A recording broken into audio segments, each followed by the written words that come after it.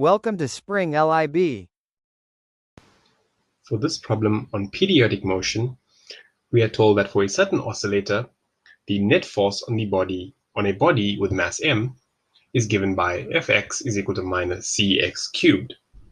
We are asked to calculate the potential energy function for this oscillator as well as the period of the oscillations.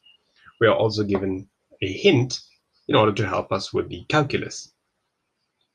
So let's first work with part A, the potential energy. So the potential energy U, we know, is defined as minus the integral from 0 to x of the force in the x direction Fx dx. And we can replace the force with the expression above.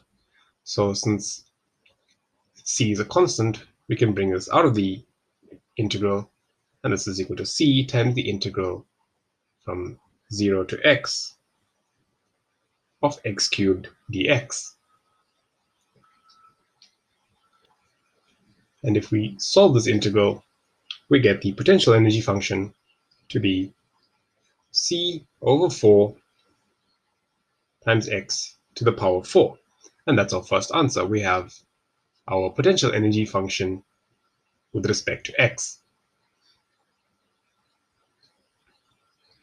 Now, for part B, we want to calculate the period of motion. Now, looking at the potential energy, we'll use the conservation of energy, which tells us that the kinetic energy, a half mvx squared, is equal to the maximum potential energy of the oscillator, which is c over 4 times a to the power 4, where a is the amplitude of oscillations, minus x to the power 4. So here we have an energy equation which relates the speed of oscillations to the amplitude and displacement. But we also know that Vx is simply the rate at which the position is changing, dx dt. So we can replace Vx with dx dt, and we can separate these two equations like we are told in the hint. So what happens here is that we get dx over the square root of a to the power 4 minus x to the power 4 is equal to the square root of c over 2m dt. So we have a separable equation. Now, if we integrate from 0 to a with respect to x and from 0 to t over 4 with respect to time, we get the integral from 0 to a of dx. So the amplitude is the maximum displacement, dx over a to the 4 minus x to the 4. And we integrate the right-hand side from 0 to a quarter of the period, like we are told.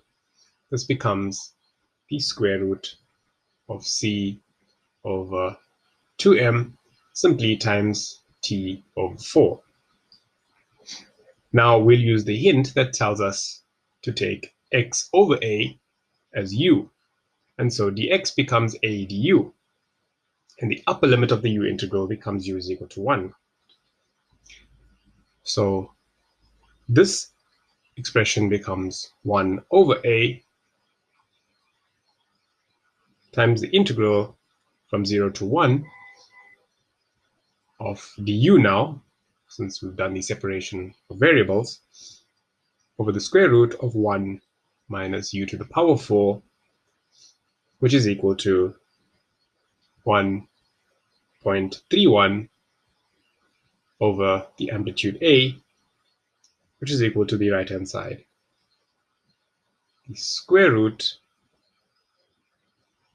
of c over 32m times t. So we brought the period t out by itself. And so doing so, we can rearrange this equation and find an expression for the period t. And so we get t is equal to 7.41.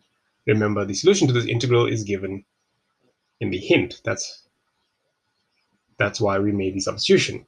So this is 7.41 over the amplitude a times the square root of m over the constant c.